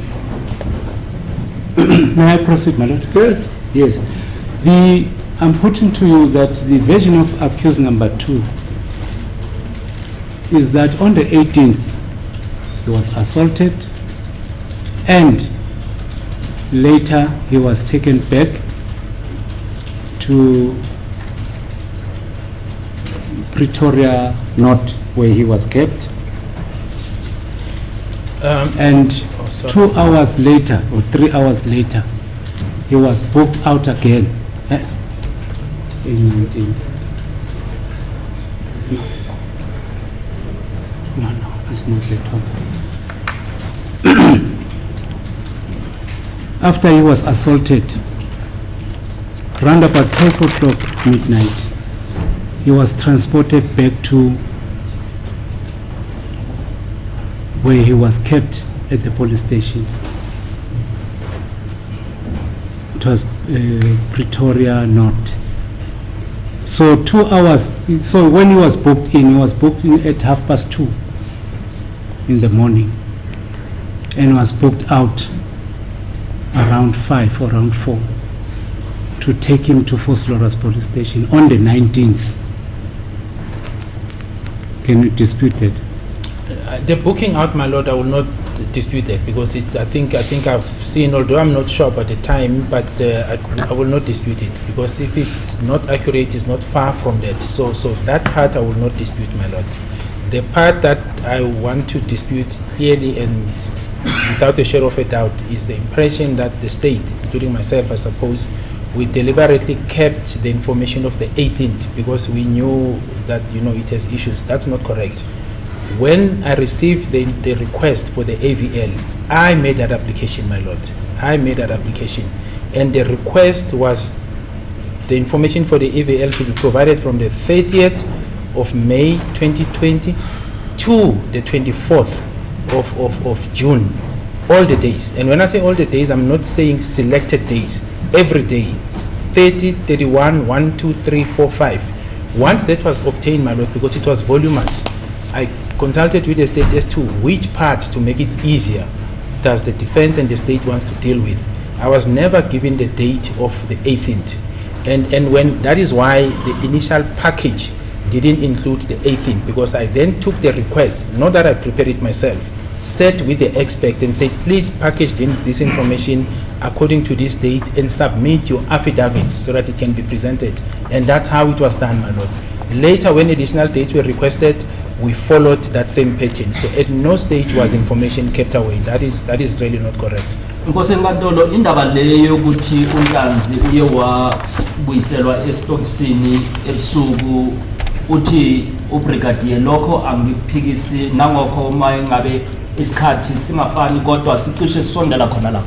Indaba engifuna ukuyiphika ile ndaba yokuthi ilanga leli lange-18 bufakazi bakhona thina siye sabugodla ngenxa yokuthi besazi ukuthi kunento eshaya amanzi khona lapho uthi cha asanye thina sagodla lutho ngoba lesicelo sokuthi kulethwe lobuyabufakazi beAVL yimina ongafaka leso sicelo ngemva kokuthi sengiceliwe ukuthi kudingeka ubufakazi obunjalo yimina futhi ngasho wonke amalanga angizange ngithethe amalanga itheke mase sekuvela la enkantolo ukuthi kudingeka amalanga athize kulana khona ngiyengathi kungodi loyana ukuthi asithumelele noma asenzele lawo malanga adingwa inkantolo futhi aphinde ayenze iaffidavit mina ayikho into ebengikade ngiyigodla.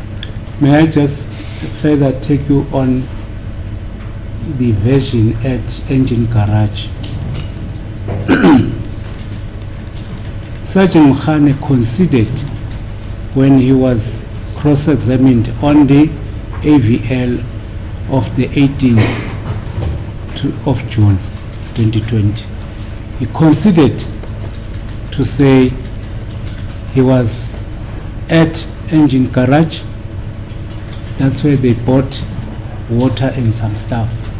And further conceded that on that night he was later joined, or on that night he was further joined by the SWAT unit, that is Jonathan, Buteles and Mapumo. My lord, obviously the issues of the engine garage and buying food, I was not told about that. What I do know is that on the 18th of June 2020, Sergeant Mkhane did report to me that the car was giving him mechanical issues. That I know. Subsequent to that, I did say he must get a backup because I knew they were in a company of accused too. I know he was joined by SWAT team members. I just didn't get the names as to who, but I know that at the time when they were at a specific area, there was a mechanical issue, and insofar as I was briefed, SWAT came to assist until the mechanical issue was resolved and they went to detain accused too. That's what I know about the presence of SWAT. It was to assist basically with the safekeeping of everyone. Ndaba yokuthengwa kokudla noma okuphuzwayo kwange-18 angizange ngitshelwe ngakho angikwazi. Kodwa engikwazi ukuthi uSergeant Mkhane uye wangichazisela ukuthi nge-18 imoto yayikade imnika inkinga kungakho ngiye ngamcebisa ukuthi afune i-backup ingakho egcine sekathola laba akukhulunywa ngabo kodwa angizange ngitshelwe ukuthi abobani amagama walabantu laba abafikile bazomsiza ngoba mina ngithi athole laba bazomsiza ngoba bengazi ukuthi unokumangalelwa wesibili. And it was for the first time when confronted with the AVL of the 18th, that Sergeant Mkhane gave evidence of the mechanical breakdown of a motor vehicle. During his evidence in chief, or even cross-examination before the AVLs, he never said anything about mechanical failure in the motor vehicle. I'm surprised that as the lead investigator, you want to support a statement that was never said initially by you, by Sergeant Mkhane. My Lord, I don't know how the question was put to him. I'm simply narrating what was told to me, and subsequent to that, my Lord, the vehicle was indeed booked in the police garage in Benoni, because on the 24th, I know that they were using Sergeant when the confession, insofar as accused number 2 is concerned, at the Boksburg Magistrate Court is concerned, the car was already sitting in Benoni. So the reporting was made to me and is not meant to mislead or do anything. It's a fact that I was told, my Lord. Mina akusukuthi ngifuna ukulahlekisa inkantolo noma ini, ngiye ngatshelwa ngokuthi imoto yayikade ihlupha futhi ummangalelo wayekade hamba nabo naye uSergeant Mkhane. Angazi ukuthi ubuzwe kanjani ukuze azophendula ngalendlela ummeli bekathi uphendule ngayo, kodwa mina ngiye ngatshelwa ukuthi imoto ibekade ihlupha futhi bebakade bangale ngasendaweni yaseBenoni. My Lord, before we request an adjournment, with your permission, I am going to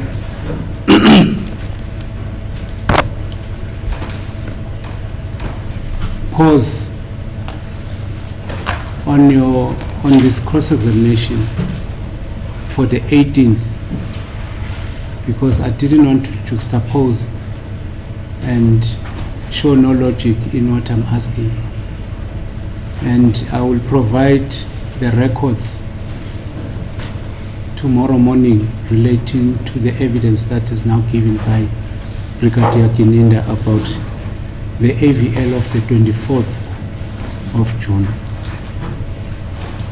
May I just have few questions on the AVL of the 24th, Lord?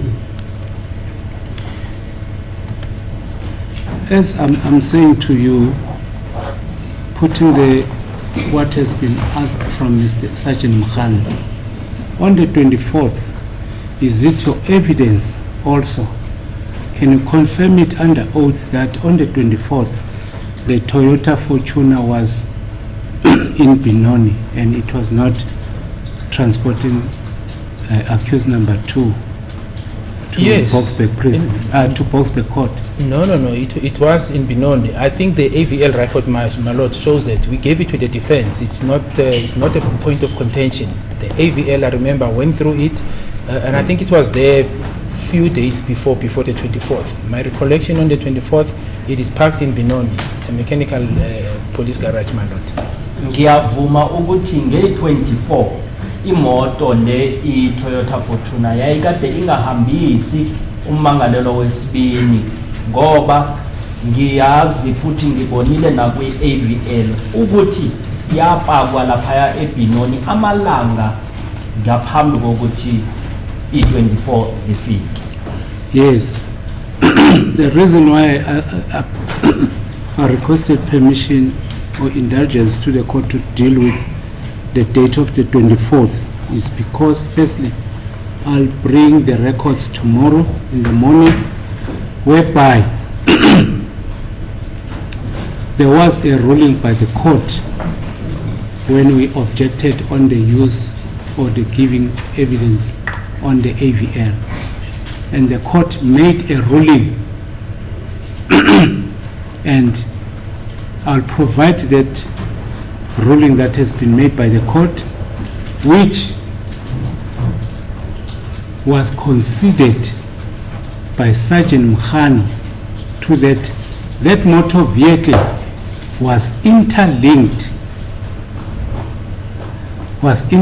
with the AVL. And there were certain areas that were also mentioned in that ruling relating to the Fortuner that was transporting accused number 2. My lord, I don't understand the interlink. What I know about AVL, it is assigned to a specific vehicle. You can't link it to another vehicle. It's assigned to a specific vehicle to monitor the driving, management of the driver, the location, the speed, but it's assigned to a specific vehicle. And the one that I saw, my lord, like I said, my recollection and which I can provide, I do have that AVL. On the 24th of June 2020, the vehicle was parked in Benoni. The AVL shows that. So if it was interlinked with another vehicle, I don't know how, my lord. Sorry, Mr. Before you interpret it, sir, not interlinked with another vehicle. Oh. The evidence of Sergeant Mukhani relating to the transportation of accused number 2 was interlinked. That's what I was saying, not with another motor vehicle. You still dispute that he was transported on the 24th of June? No, I don't dispute that he was transported from prison, from the police station, my lord, because I made arrangements for the confession. I've said this in my evidence in chief. I didn't give instruction to Sergeant Mukhane. I know that accused 2 was picked up from the police station, taken to Boksburg Magistrate Court, and that is where the confession by Magistrate Cronje was made, and then taken back. And that is the 24th of June 2020. What I'm saying is that in my recollection, the vehicle, the Toyota Fortuner, I think it's FV47LFGP, my lord. That vehicle was at Benoni. He was not utilizing that vehicle. That's what I'm saying, my lord. Angiphiki ukuthi nge-24 ummangalelwa wasuswa estokisini ayisiwa enkantolo ukuthi ayohlangana noMantshi uCronje nalesikhathi eyogonyuluka, kodwa wayekade engahambi ngale Toyota Fortuner ekukhulunywa ngayo. Mina nginaleso siqiniseko sokuthi wayekade engahambi noma engahanjiswa ngale Fortuner ekukhulunywa ngayo. I'll further give you the records tomorrow morning to confirm that Sergeant Mukhane led evidence that from the police station to Boksburg Court, he transported accused number 2 using a white Toyota Fortuner bearing the registration numbers that we have just said, and he was escorted by the SWAT members, and the SWAT members also, the evidence of Jonathan is there, evidence of Mapumulo is there, the evidence of Buteles is also there, that on that particular day when they took accused number 2 to make a confession in Boksburg Court, he was put into a Toyota Fortuner. This means that evidence that it was not in use. That means either the AVL is not accurate or the witness is deliberately misleading the court. That's a good piece, that is not according to our recollection of the evidence of Sergeant Mukhane, but as counsel pointed out, we can peruse the record just to verify that aspect, but that is not according to our recollection. May I adjourn, my lord, for tomorrow? It's 3:30. Umshushisi usukuma ephikisana nale ndaba obaba uMngomezulu ayishoyo ukuthi imoto kuthiwa nge-24 iFortuner ekade ihambisana noNtanzi. Manje uma ebuya ubaba uMngomezulu uthi ake silibeke khona lalo ludaba, sizophinda sibuye kusasa. Uthi unobufakazi obubonisayo ukuthi uSergeant Mukhane ukhulume kanjalo, futhi lobo bufakazi uzobuletha kusasa ekuseni. Okay, tomorrow at 10 o'clock.